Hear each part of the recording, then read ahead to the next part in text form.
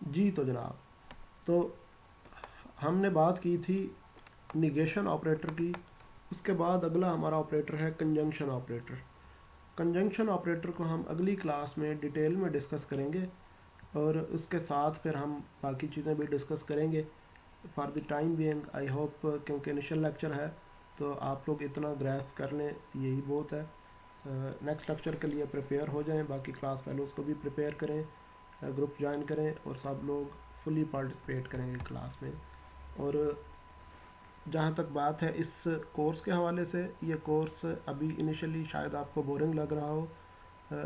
آپ لوگوں نے جو ہے نا انگلش اسٹیٹمنٹس کے بارے میں دیکھا ہوگا، تو ابھی کیونکہ انیشل لیکچرز ہیں تو تھوڑا سا ہو سکتا ہے بورنگ لگے، لیکن یہ سبجیکٹ انٹرسٹنگ بھی ہے. اس میں ہم پریکٹیکلی بھی کام کریں گے.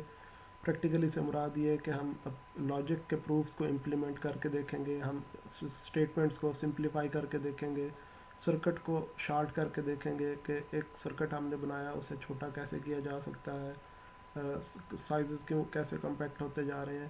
اس طرح کی باتیں بھی ہم ڈسکس کریں گے. اور اس کے علاوہ ہم گرافس پر جب آئیں گے، وہ بھی بہت انٹرسٹنگ ٹاپکس ہیں.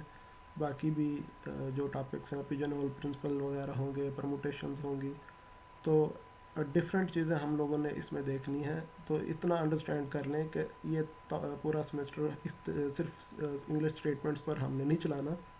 تو آپ لوگ تسلی سے پڑھتے جائیں، اور کوئی کیوریز ہوں تو ضرور مجھ سے شیئر کیجیے گا. میں سی آر سے بات کر کے واٹس ایپ گروپ بھی کریٹ کروا دوں گا آپ کا. اور آپ اگر کوئی کویشچنز کیوریز ہوں تو آپ گوگل کلاس پر کومنٹس باکس میں کویشچن یا کیوریز بھی کر سکتے ہیں. Thank you and good luck for the class. Stay safe at home.